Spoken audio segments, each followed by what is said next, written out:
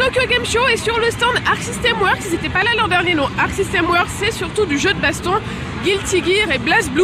Et aujourd'hui, ils nous présentent un jeu qui a été annoncé il n'y a pas longtemps, notamment, c'est le jeu de baston de Persona 4. On va aller voir ça tout de suite. Cette année encore, le stand Arc System Works donnait dans ce qu'il sait faire de mieux, les jeux de baston. Et malgré la notoriété de sa série phare, BlazBlue, ce qui attirait le plus de visiteurs sur le stand était sans aucun doute ce jeu de baston estampillé Persona. Baptisé Persona 4 The Ultimate in Mayonaka Arena, le titre met en scène les personnages de Persona 4 et Persona 3, ces RPG ayant vraiment bien fonctionné au Japon, le tout dans un jeu de combat en 2D vraiment dynamique, bien animé et plutôt joli. Ce qui explique cette file d'attente conséquente qui permettait toutefois aux joueurs d'apprendre les coups en attendant leur tour.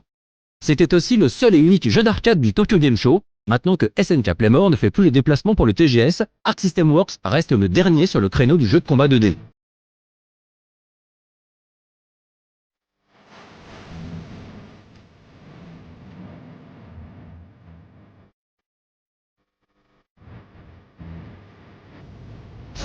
On pouvait aussi voir tourner du BlazBlue Continuum Ship Extend, le prochain jeu de la franchise prévu sur Vita, PS3 et 360 pour cette fin d'année.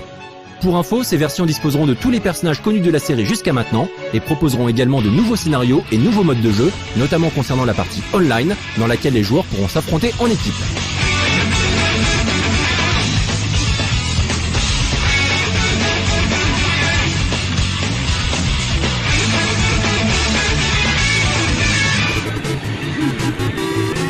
Sur ce stand, en tant que fan de jeux rétro, bah forcément j'ai vu Kunio-kun, j'étais obligée de l'essayer. C'est les 25 ans de Kunio-kun, c'est une grosse licence que absolument tous les joueurs japonais connaissent. Donc ça va de l'arcade et de la Famicom. C'est du beat'em all. Après il y a eu des jeux de baston en versus, aussi à 4, etc.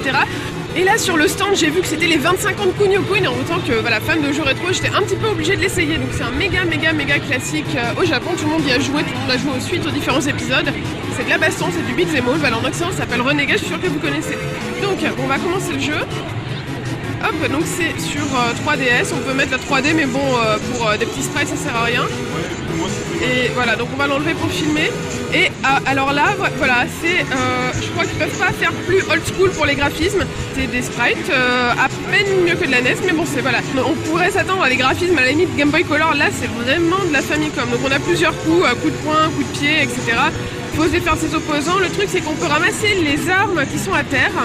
Et donc il y a vraiment eu plein d'épisodes de Kunio-kun avec différents sports. Donc à la base c'est de la baston, mais il y a aussi du dodgeball, donc c'est-à-dire de la balle aux prisonniers. Il y en a vraiment plein. Et généralement c'est bourré d'humour. Les sprites, même s'ils sont très simples, il y a plein de mimiques rigolotes, etc. Il y a des trucs dans les décors. Les intros sont super débiles, c'est ouais on va défier l'autre école, etc. Et c'est vraiment un jeu qui est très important dans la culture des jeunes japonais qui sont de la génération Famicom. Voilà, je ne pense pas que ça sortira en France malheureusement. Bye bye.